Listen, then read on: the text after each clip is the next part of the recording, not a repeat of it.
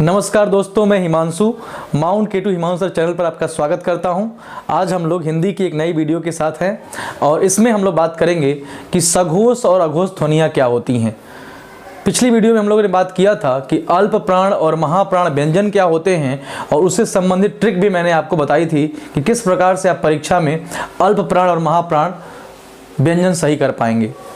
तो आइए देखते हैं सघोष अघोष ध्वनियाँ क्या होती हैं और इन ध्वनियों के बारे में प्रश्न किस प्रकार से आते हैं उसकी भी चर्चा हम वीडियो के अंत में करेंगे। आइए शुरुआत करते हैं। देखिए, सघोष और अघोष ध्वनियाँ, नाम से यह स्पष्ट है कि यहाँ बात घोष की होगी, बात यहाँ पर घोष की होगी और घोष क्या होगा?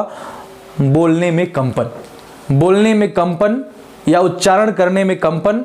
तो कंपन को लेकर के हम यहाँ समझेंगे और कंपन होगा कहाँ? स्वर रज्जुओं में या स्वर यंत्रियों में। स्वर यंत्रियाँ जिनके बारे में हम लोगों ने बात किया था पिछले वीडियो में कि कंठ से ऊपर आएंगे तो मुंह के अंदर ऊपर वाला हिस्सा तालु, तालु से आगे बढ़ेंगे तो दांत के ऊपर और तालु के आगे मूर्धा। 3-4 लाइनें हैं मुंह के अंदर जिन्हें मूर्धा कहते हैं और उसके आगे दांत और फिर होठ। तो कंपन, स्वर यंत्रियों में कंपन सघोष की परिभाषा है कि जिन ध्वनियों के उच्चारण में स्वर रज्जु यानी स्वर यंत्रियों में कंपन होता है तो उन्हें हम सघोष कहते हैं। सघोष का मतलब कि जिनमें कंपन होता है और कंपन कहाँ होगा? स्वर रज्जु में या स्वर यंत्रियों में। कभी लिखने के लिए प्रश्न नहीं आएगा, जब भी वनडे एग्जाम में क्वेश्चन पूछे जाएंगे तो निश्चित रूप से सवाल आएगा और वो आएगा ऑब्जेक्टिव फॉर्म में, जहां पर आपको 4 वर्ण अलग अलग ऑप्शन के साथ दिए रहेंगे और पूछा जाएगा कि इनमें से कौन सा घोष है या सघोष है, इनमें से कौन सा अघोष है, इनमें से कौन सा अघोष नहीं है या इनमें कौन सा सघोष नहीं है। तो आइए देखते हैं। सभी स्वर, सघोष में सभी स्वर आते हैं जिन स्वरों की चर्चा हम पीछे कर रहे थे, अ से लेकर के औ तक, अ से लेकर के औ तक, अ आ ई उ री ए ऐ ओ औ।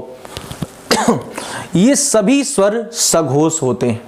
याद करेंगे कि सभी स्वर सघोष होते हैं। कभी परीक्षा में कंफ्यूजन हो तो याद करिएगा, स से सघोष और स से स्वर, स से सघोष और स से स्वर हमेशा याद रहेगा। ठीक है, तो सभी स्वर सघोष होते हैं। इसके अलावा और क्या क्या सघोष होता है भाई?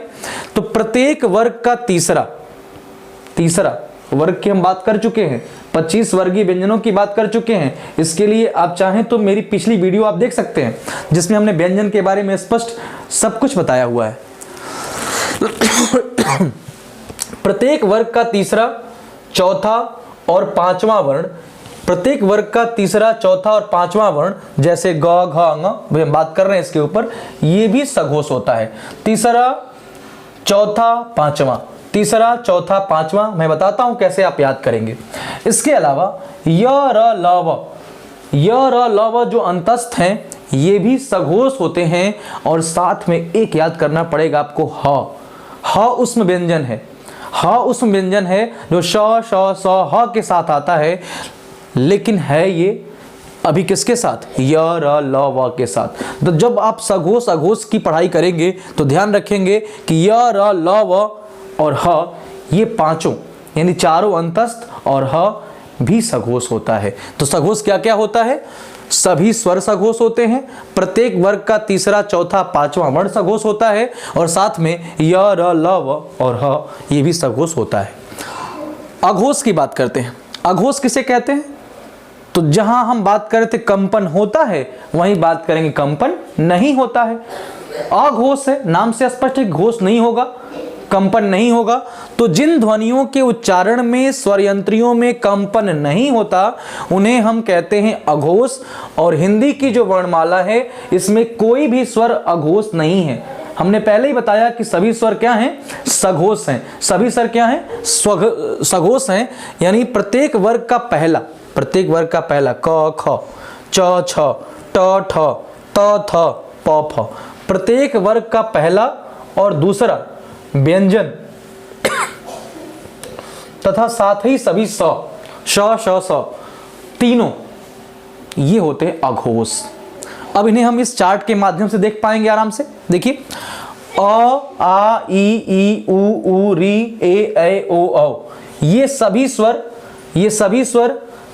स्वर क्या हैं? हमने पहले ही बात किया कि ये सभी स्वर क्या हैं? सघोष। स से स्वर और स से सघोष, इसको हमने ध्यान रख लिया। इसके अलावा क्या ध्यान रखना है? पहले हम सघोष को निपटाते हैं। तो तीसरा, चौथा, पांचवा, तीसरा, चौथा, पांचवा, तीसरा, चौथा, पांचवा, तीसरा, चौथा, पांचवा, और साथ में य, र, ल, व और ह, ये सघोष हैं। और अघोष कौन से हैं? क, ख, च, छ, ट, ठ, त, थ, प, फ, श, श, श, ये आपके क्या हैं? अघोष हैं। अब यहां भी दिक्कत होगी कि पहले सघोष रहे कि पहले अघोष रहे। तो पहले अ आएगा कि पहले स आएगा?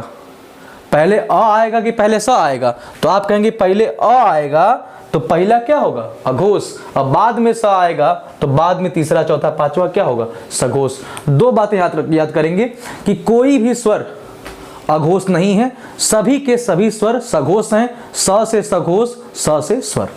दूसरी बात याद करेंगे कि पहले अ आता है फिर स आता है, यानी कि पहला दूसरा अघोष होगा, तीसरा, चौथा, पांचवा सघोष होगा।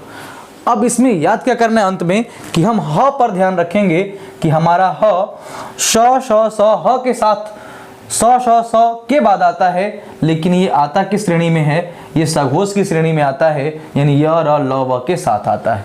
तो इस पूरे वीडियो में हमने बात किया कि किस प्रकार से आप सघोष और अघोष ध्वनियां पहचान पाएंगे।